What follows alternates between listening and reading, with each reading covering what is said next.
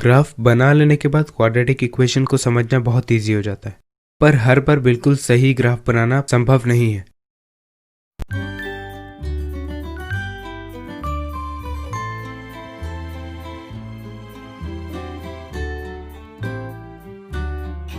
ब्रह्मगुप्त एक Indian mathematician जिन्होंने quadratic equation को सॉल्व करने का सबसे आसान तरीका दिया, जिसे आज हम ब्रह्मगुप्त फॉर्मूला के नाम से जानते हैं। देखो, किसी क्वाड्रेटिक इक्वेशन को सॉल्व करने के लिए हमारे पास 3 तरीके हैं। सबसे पहला है कंप्लीट द स्क्वायर मेथड। ये बस समझने में कठिन और ज़्यादा वक्त ही नहीं लेता। ऐसे बहुत सारे इक्वेशन हैं जिसे इस मेथड से सॉल्व करने पे या तो आंसर नहीं आएगा या फिर किसी पेचीदा से नंबर के रूट का सम। इस मेथड को अप्लाई करने के लिए सबसे पहले हम अपनी ओरिजिनल इक्वेशन लेंगे, फिर उसमें x के कोफिशिएंट का हाफ का स्क्वायर ऐड कर देंगे। हमारा ओरिजिनल इक्वेशन ना बदले इसके लिए हम इसके कांस्टेंट वाले टर्म में भी थोड़ा चेंजेस करेंगे। फिर x स्क्वायर, x और जो कांस्टेंट हमने ऐड किया उन सभी को एक स्क्वायर के फॉर्म में लिख लेंगे।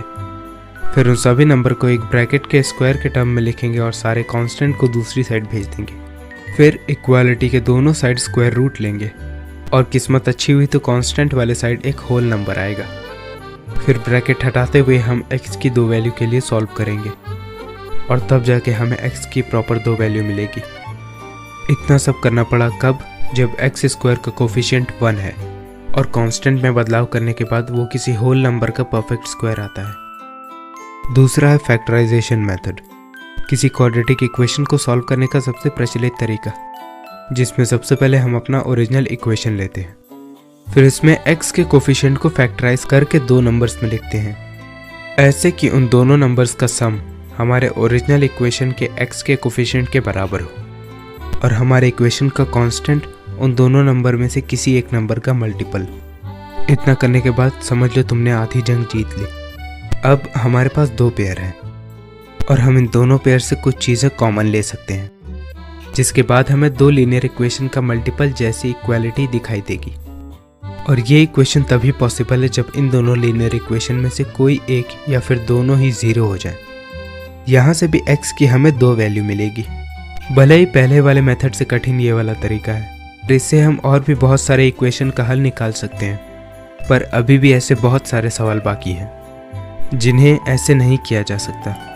यही काम आता है तीसरा मेथड, ब्रह्मगुप्त फॉर्मूला। किसी क्वाड्रेटिक इक्वेशन को पढ़ाने से पहले उसका बेसिक स्ट्रक्चर बताया जाता है।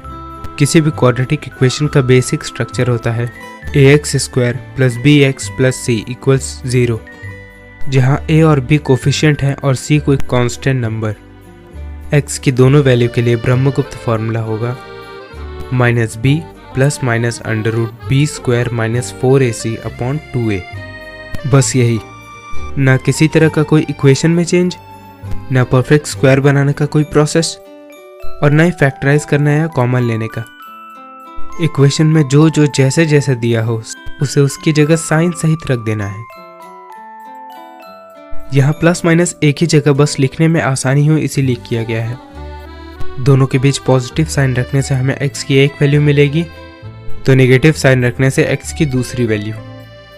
अगर किसी को ऐसा लग रहा है कि इस स्क्वायर रूट से हमारे आंसर पे कोई भी फर्क पड़ेगा, तो ऐसा नहीं है।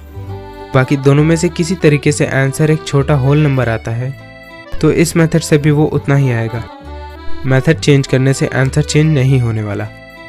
ब्रह्मगुप्त फॉर्मूला से हम किसी कॉम्प्लेक्स से कॉम्प्लेक्स और इजी से इजी क्वाड्रेटिक इक्वेशन को सॉल्व कर सकते हैं, जिसे मैथमेटिक्स की सबसे अमूल्य खोजों में शुमार किया जाता है।